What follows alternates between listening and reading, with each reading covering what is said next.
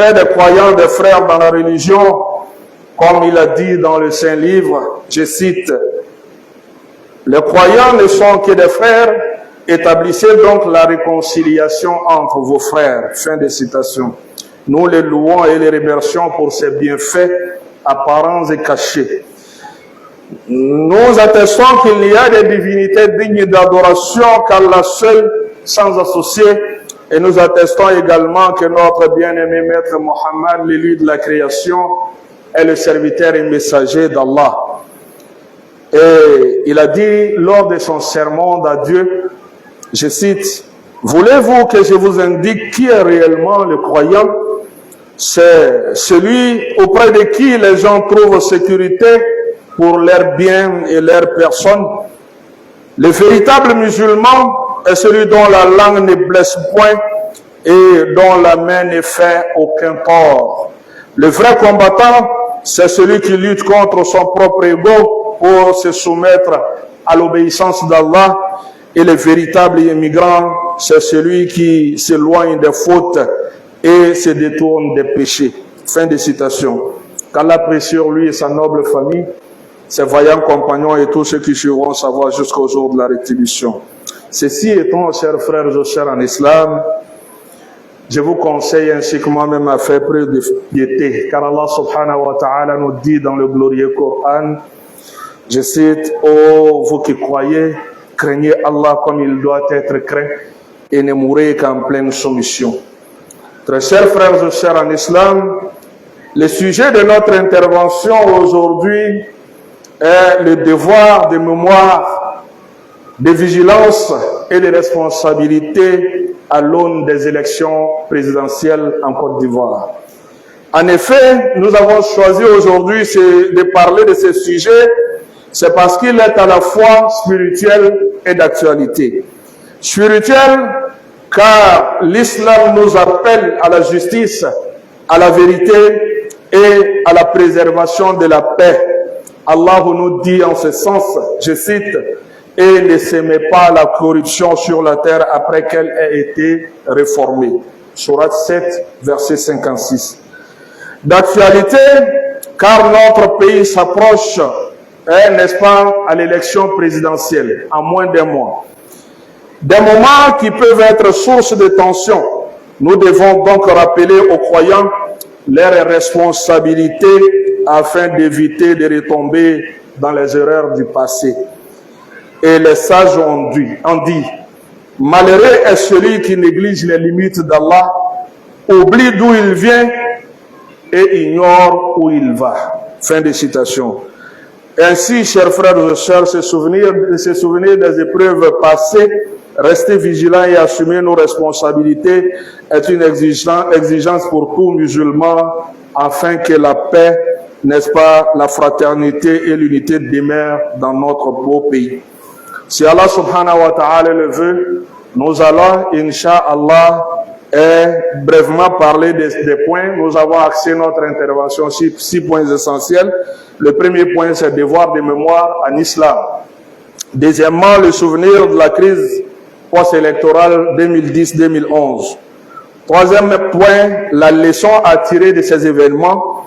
Quatrième point, un appel à la sagesse et à la bonne exhortation à l'approche des élections. Cinquième point, utilisation responsable des réseaux sociaux, rumeurs, attaques et manipulations. Sixième point, c'est la conclusion. Puisse Allah nous donner à tous une bonne compréhension. Le premier point, devoir de mémoire, chers frères et sœurs, l'islam nous enseigne de tirer des leçons du passé. Allah nous dit dans le glorieux Coran, tirez-en donc une leçon ô doué de clairvoyance, qui incite tout musulman doté d'une raison de vraiment tirer des leçons du passé. Et le prophète sallam nous dit, le croyant ne se fait pas mordre 2 fois par le même trou d'un serpent. En d'autres termes, ne vous laissez jamais mordre par le même trou de serpent 2 fois. Ou bien dans le même trou par le serpent 2 fois. Donc, chers frères et sœurs, cela nous enseigne la vigilance, la lucidité et la prise de responsabilité. Le croyant doit être ferme, chers frères et sœurs. Il doit être vigilant et ne doit pas tomber dans la négligence et se laisser tromper à répétition. Comme que ce soit dans les affaires mondaines, comme sur le plan religieux, les musulmans doivent, n'est-ce pas, tirer des leçons pour ne pas, n'est-ce pas, tomber dans l'erreur du passé. Deuxième élément, c'est de se souvenir de la crise post-électorale 2010-2011. Allah le Tout-Puissant nous dit dans le glorieux Coran,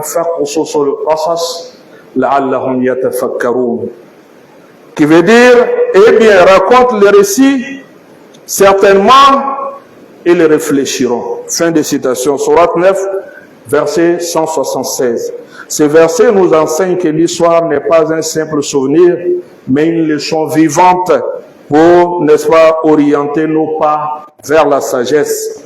Chers frères et sœurs, la Côte d'Ivoire, notre pays, la Côte d'Ivoire a traversé des épreuves douloureuses, crise post-électorale, violence, crise politique, violence électorale et, n'est-ce pas, division sociale. Nous nous souvenons de la douleur de la crise post-électorale 2010-2011. Plus de 3000 vies perdues, hommes, femmes, jeunes, enfants. Des femmes violées, des familles brisées, des réfugiés contraints à l'exil, des mosquées et des maisons détruites, des biens pillés et une société profondément divisée. Des frères et sœurs tués simplement pour leur opinion ou pour opinion politique, leur appartenance ethnique ou religieuse. Des frères et sœurs tués simplement pour leur opinion politique, leur appartenance ethnique ou religieuse. Beaucoup ont souffert, chers frères et sœurs. Certains ont perdu leurs proches, d'autres ont perdu, n'est-ce pas, leurs biens, d'autres sont devenus pauvres à jamais. Et il y a d'autres qui, n'est-ce pas, qui subissent encore les séquelles, n'est-ce pas, de ces violences. Ces événements sont un récit collectif dont nous devons tirer des enseignements. Oublier, chers frères et sœurs, serait une grave erreur. Et Allah subhanahu wa ta'ala nous donne un verset dans le noble Coran sur lequel nous allons, incha'Allah, voir la provenance de ce qui nous est arrivé comme épreuve, chers frères et sœurs. Allah nous dit, Allah donne un exemple.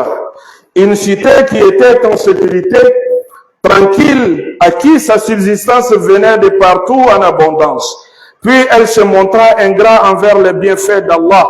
Allah lui fit alors goûter la faim et la peur à cause de ce qu'il faisait. Fin de citation. La Côte d'Ivoire, chers frères et sœurs, jadis, est cité en sécurité et prospère.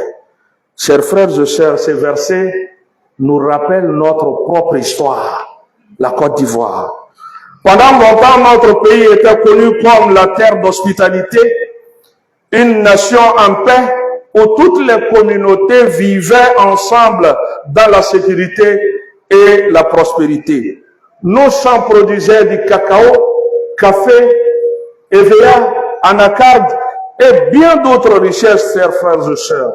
Nos ports, nos marchés, nos routes accueillaient des commerçants venus de toute l'Afrique et bien même du monde, chers frères et sœurs. Et on disait de la Côte d'Ivoire qu'elle était une terre d'abondance, un pays où faisait bon vivre.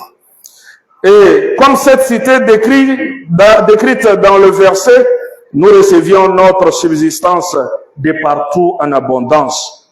Et Allah subhanahu wa ta'ala nous mit en garde dans ce verset, فَكَفَرَتْ بِأَنْعُمِ اللَّهِ. Puis elle se montra ingrate au bienfait d'Allah.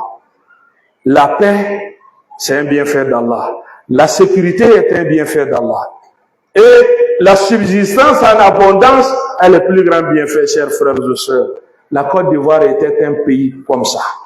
Et nous avons été ingrats à un moment donné. On a commencé à ignorer la paix. Et l'ingratitude se manifeste de plusieurs manières. Premièrement, c'est quand on oublie que la paix est un bienfait d'Allah. Ça, c'est une ingratitude. À comparer à ceux qui aujourd'hui disent que hier quand même c'était chaud, mais on arrivait quand même à s'en sortir. Et aujourd'hui, avec la paix, on n'arrive pas à joindre les deux bouts, mais c'est pas la peine, ça c'est une ingratitude envers Allah subhanahu wa ta'ala. Combien de personnes sont sorties en 2010 à la maison en donnant au revoir à leur épouse, en se donnant rendez-vous pour le soir, ne sont plus jamais rentrés à la maison. Il y a certains qui sont devenus pauvres à jamais. Et aujourd'hui, nous sommes en bonne santé. C'est nous qui nous permettons de dire que vraiment, même hier était mieux. Subhanallah. Ça, c'est une forme d'ingratitude. Deuxièmement, c'est quand on laisse la haine politique, la jalousie et la division ethnique nous emporter. Ça aussi, c'est une ingratitude. Et notre pluralité, la pluralité de notre ethnie là, est un bienfait qui émane d'Allah subhanahu wa ta'ala. Troisièmement, c'est quand on préfère défendre son camp plutôt que défendre la vérité et la justice. Ça, c'est une forme d'ingratitude. En Malinké, j'ai dit que pour être imam, il faut bel et bien des critères. Pour être imam, le prophète nous dit sallallahu alayhi wa sallam que celui qui guide la communauté, c'est celui qui maîtrise mieux le livre d'Allah le Tout-Puissant. Ça, c'est un critère. Qui veut dire que si tu ne maîtrises pas le livre d'Allah, tu n'es pas habilité à être l'imam. Et mais pourquoi nous voulons refuser cela?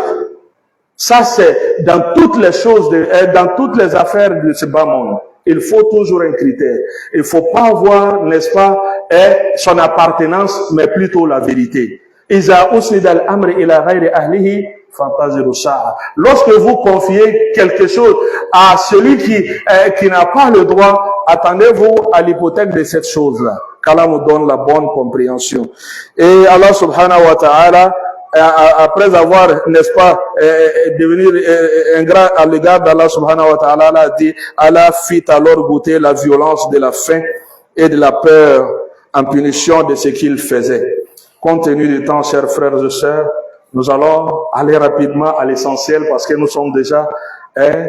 avons déjà abusé de votre temps. Premièrement, n'avons-nous pas eu peur à un moment donné, n'avons pas eu peur dans ce pays à un moment donné. Chacun de nous à un moment donné a eu peur, sauf ceux qui sont nés après 2010 ou 2011. Les familles se barricadaient chez elles, les marchés se vidaient, les gens avaient peur de sortir. Certains même avaient peur d'adresser la parole à leurs propres voisins. Nous avons vécu cela, chers frères. Les familles, la misère et la peur se sont installés là où il y avait autrefois abondance et sérénité. Ceci est une leçon vivante pour nous. Ce verset n'est pas un simple parabole ancienne. Il s'applique à notre histoire récente. Donc, chers frères et sœurs, les leçons à tirer des événements, Allah subhanahu wa ta'ala nous montre clairement que la paix et l'abondance sont des bienfaits. Si nous faisons preuve, n'est-ce pas, de gratitude, Allah les maintient. Si nous tombons dans l'ingratitude, la division et l'injustice, il peut nous les arracher. Alors préservons la paix comme un trésor. Refusons d'être ingrats envers Allah pour ce qu'il nous a donné et restons vigilants pour ne jamais répéter les erreurs du passé. Le prophète sallallahu alayhi wa sallam nous enseigne que le croyant n'est pas naïf, il ne tombe pas deux fois dans le même piège. Donc cela voudra dire d'être reconnaissant et patient, être vigilant et préserver l'unité et la paix, n'est-ce pas, qui sont des bienfaits immenses d'Allah le Tout-Puissant. Quatrième élément est un appel à la sagesse et à la bonne exhortation à l'approche des élections. Les élections approchent dans notre pays, chers frères et sœurs. Chacun est libre de son choix. Mais personne n'a le droit de verser le sang ou de rallumer le feu de la haine.